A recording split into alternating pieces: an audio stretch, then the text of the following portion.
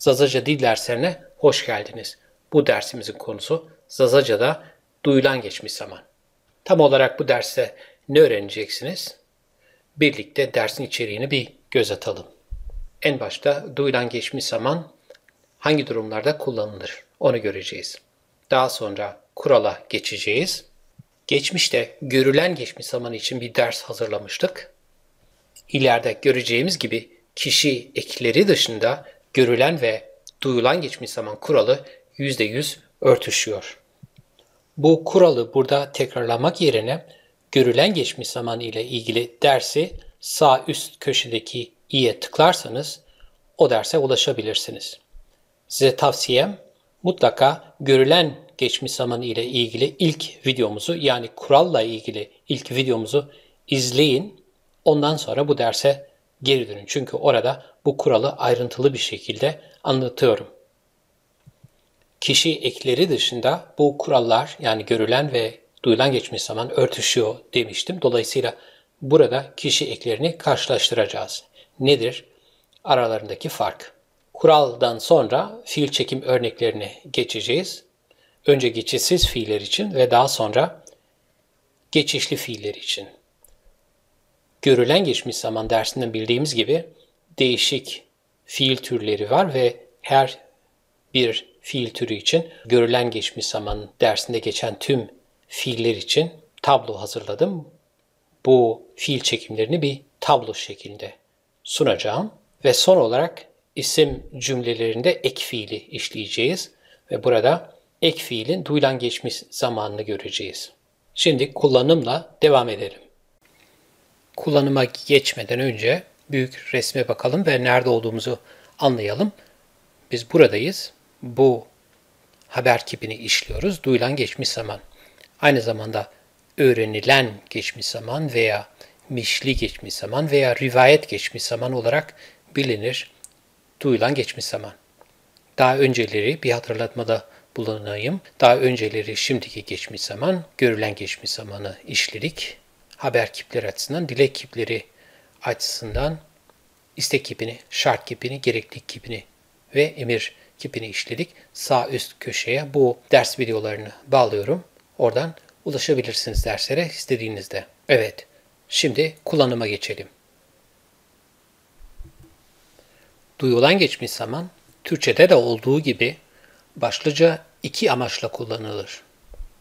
Birincisi, geçmişte gerçekleşmiş ancak başka bir kaynaktan öğrenilmiş yani şahsen şahit olunmamış bir olaydan, bir durumdan bahsederken kullanılır. Veya kendi kendine sonradan fark edilen veya keşfedilen durumlar için.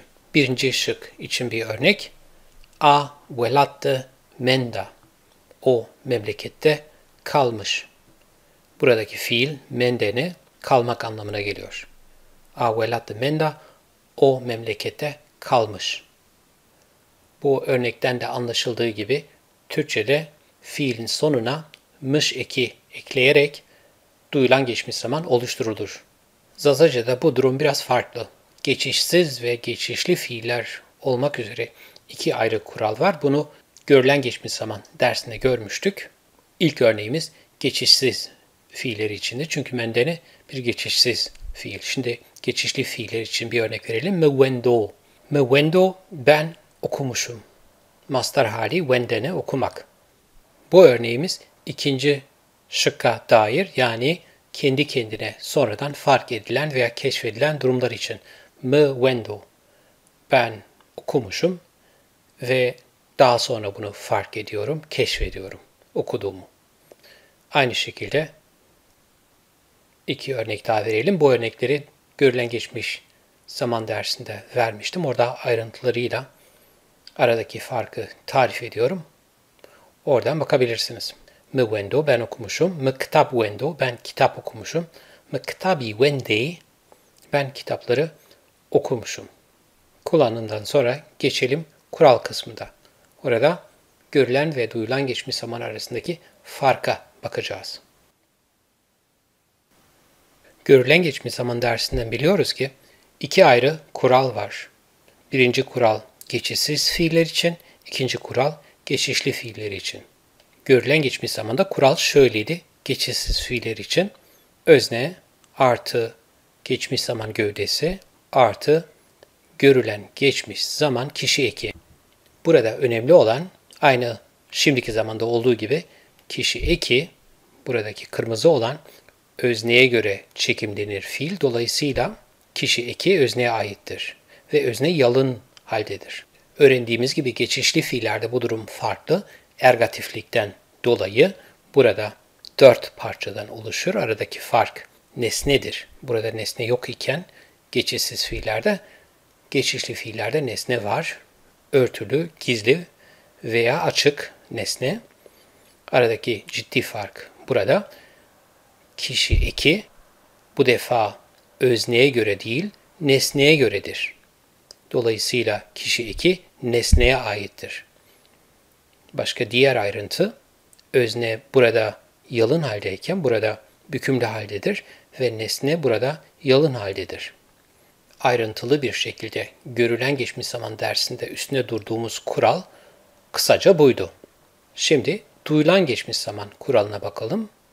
Nedir fark? Evet, fark burada. Kişi ekinde. Tüm diğer ögeler %100 örtüşüyor fakat burada görülen geçmiş zaman kişi eki var iken burada duyulan geçmiş zaman kişi eki var. Burada, burada, burada ve burada. Yani hem geçişli hem geçişsiz fiillerde durum aynı. Madem fark kişi eklerinde, şimdi gelin birlikte kişi eklerini karşılaştıralım görülen ve duyulan geçmiş zaman için. Bu tabloyu görülen geçmiş zaman dersinden olduğu gibi devraldım. Sağ sütunda görülen geçmiş zaman kişi eklerini görüyorsunuz. Es, mendo, ben kaldım. Te, tu, menda, sen kaldın. O, mend ve a, mende. O kaldığı için. Şimdi bu tabloya yeni bir sütun ekleyelim. Duyulan geçmiş zaman kişi eklerini. Buradan da görüldüğü gibi bazı şahıs zamirlerinde fark var. Kişi ekleri açısından. Örneğin bu mavi olanlar farklı fakat kırmızı olanlar farklı değil. Yani bu kırmızı olanlarda görülen ve duyulan geçmiş zaman açısından herhangi bir fark yok. Aynı kişi eklerini kullanıyorlar. Şurada yine bir örnek verelim yeri gelmişken. O mend, o kaldı. O mendo, o kalmış. A yani dişil o. A mende, o kaldı. A menda, o kalmış. Smaşma mendi, siz kaldınız. Smaşma mende, siz kalmışsınız. Fakat ez mendo, hem ben kaldım, aynı zamanda ben kalmışım anlamına gelebilir. Ya da te, tu, menda, sen kaldın ya da sen kalmışsın anlamına gelebilir. Yani burada herhangi bir fark yok kişi ekleri açısından. Kişi eklerini karşılaştırdıktan sonra şimdi geçelim fiil çekim örneklerine. Bunu yaparken ilk başta geçişsiz ve daha sonra geçişli fiiller için örneklere bakalım. Geçişsiz fiiller olumlu.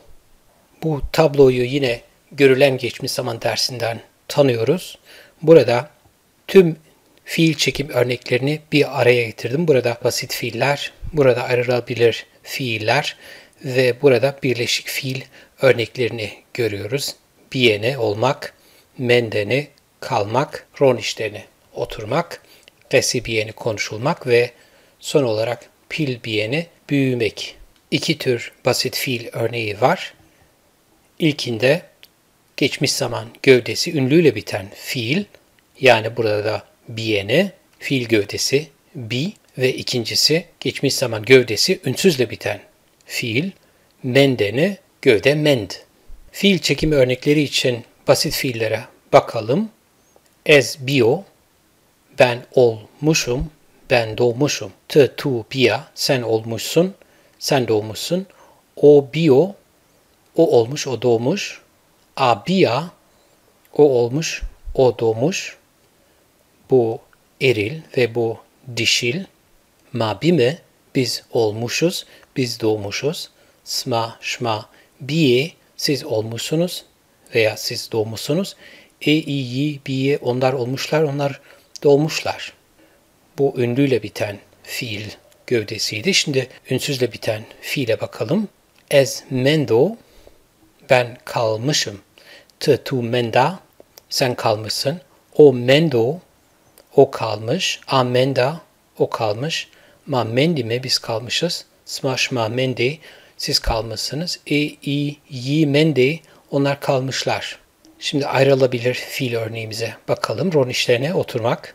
Ez nişto ro, ben oturmuşum. Tu nişta ro, sen oturmuşsun. O nişto ro, o oturmuş. A nişta ro, o oturmuş. Bu kadarıyla yetinelim ve birleşik fiillere geçelim. Kesebiyeni konuşulmak. O kesebiyo, o konuşulmuş. A kesebiya, o konuşulmuş. Smaşma kesebiye, siz konuşulmuşsunuz. İ veya yi kesebiye, onlar konuşulmuşlar. Son olarak pilbiyeni örneğine bakalım. O biyo pil, o büyümüş. Abiya pil, o büyümüş. Smaşma biye pil, siz büyümüşsünüz. İyi biye pil, onlar büyümüş veya onlar büyümüşler. Bu bizim olumlu fiil çekim örneğimizdi veya örneklerimizdi. Şimdi olumsuz örneğe bakalım. Şimdi geçelim geçişsiz fiillerde olumsuz örneklere. Bu kuralı geçmiş derslerden biliyoruz. Fiil ne ön ekini geçmiş zaman gövdesi önüne ekleyerek olumsuzlaştırılır. Vurgu ne ön ekine yapılır. Burada yeşil olan ne, negasyon eki veya olumsuzluk eki her seferinde fiilin önüne gelir. Yani fiil gövdesinin önüne gelir. Ez bio yerine ez ne bio, ben olmamışım, ben doğmamışım. O ne bio, o bio yerine, o olmuş yerine o ne bio, o olmamış, o doğmamış. A bia yerine a ne bia, o olmamış, o doğmamış. Bu kural aynı şekilde ayrılabilir ve birleşik fiilleri için geçerli. Her seferinde yeşil olan olumsuzluk eki, mor olan fiil gövdesinin önüne gelir. Bu örnekleri teker teker okumayacağım. Siz isterseniz videoyu durdurabilir, teker teker fiil örneklerini gözden geçirebilirsiniz. Geçişsiz fiiller için fiil örnekleri açısından bu kadarıyla yetinelim. Şimdi geçelim geçişli fiil örneklerine. Geçişli fiiller olumlu. Aynı geçişsiz fiillerde olduğu gibi bir önceki derste yani görülen geçmiş zaman dersinde gördüğümüz tüm fiilleri bir araya getirdim. Ve yine şu şekilde kategorize ettik. Basit fiiller, ayrılabilir fiiller ve birleşik fiil örnekleri teker teker burada. İlk örneğimiz vurnayeni, değiştirmek, wendeni, okumak, rakerdeni, açmak, famkerdeni, anlamak ve pilkerdeni, büyütmek. Buradaki her bir fiilin çekimini detaylı bir şekilde görülen geçmiş zaman dersinde yaptığımız için buradaki örnekleri okumakla yetineceğim. Bu dersleri daha görmemişseniz sağ üst köşedeki i'ye tıklayın ve görülen geçmiş zamanın ikinci dersine yani fiil çekim dersine ulaşın, onu izleyin ve sonra buraya geri dönün.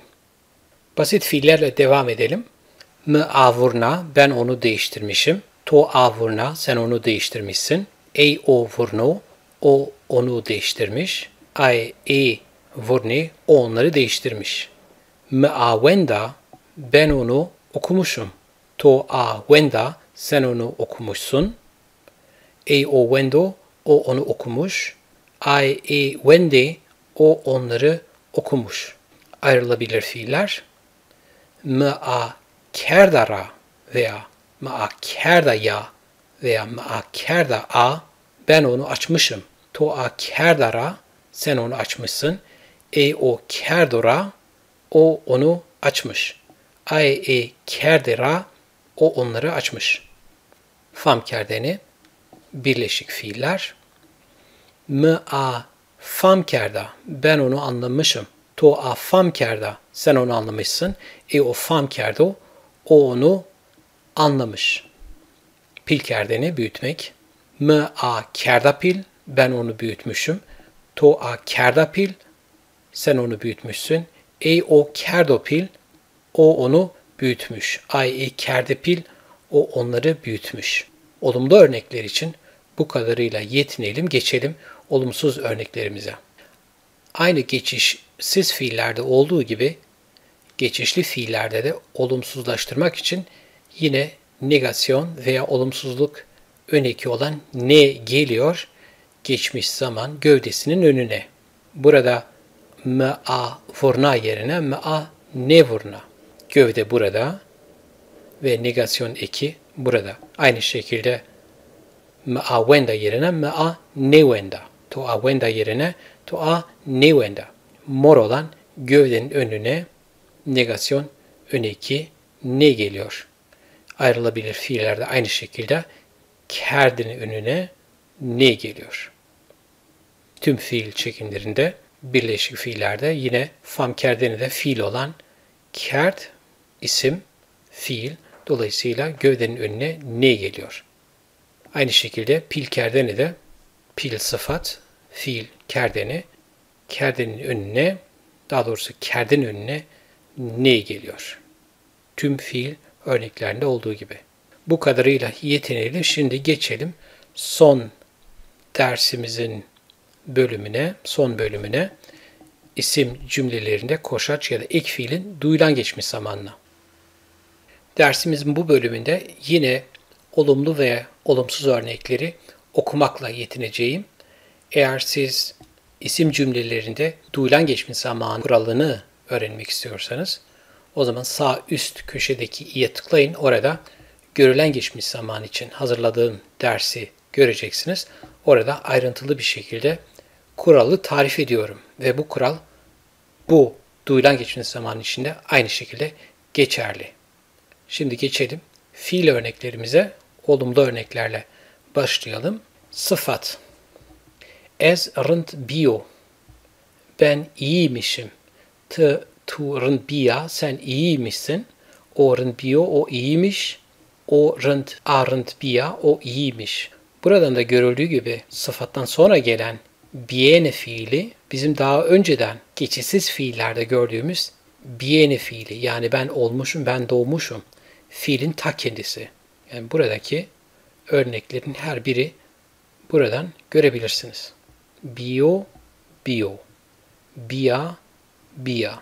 Bio, bio. Bia, bia. Bime, bime. Biye, biye. Biye, biye. İsimle devam edelim. Ez doman bio. Ben çocukmuşum. Tu, te doman bia. Sen çocukmuşsun. O doman bio. O çocukmuş. Şahıs zamirleriyle birkaç örnek verelim. Ez bio, benmişim. Tıbiya, senmişsin. O bio, oymuş. Abiya, oymuş. Mabime, bizmişiz. Soru zamiri. Ez çutur bio, ez senin bio, ben nasılmışım. O çutur bio, o nasılmış. A çutur biya, o nasılmış. Ez desimra bio, ben dersimdenmişim, dersimliymişim. O hunusra bio, o hınıslıymış.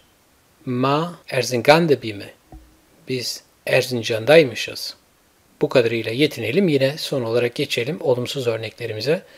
Ve yine kuralımız burada. Negasyon öneki bien fiilin önüne geliyor. Onun dışında her nerede bien fiili varsa bien fiilin gövdesinin önüne negasyon öneki ne geliyor. Onun dışında olumluyla olumsuz arasında herhangi bir fark yok. Ez rınt bio yerine ben iyiymişim yerine ez rınt ne bio, ben iyi değilmişim. Tu rınt ne bia, sen iyi değilmişsin. O rınt ne bio, o iyi değilmiş. Ez o doman ne bio, o çocuk değilmiş. A doman ne bia, o çocuk değilmiş. Vesaire. Bu örneklerle birlikte yine geldik bir dersin sonuna. Merak ettiğim bu duyulan geçmiş zaman örnekleri sizin konuştuğunuz, sizin bildiğiniz ağız içinde geçerli mi? Eğer değilse yorum kısmında sizde geçerli olan örnekleri bizle paylaşırsanız sevinirim. Şimdiden kolay gelsin.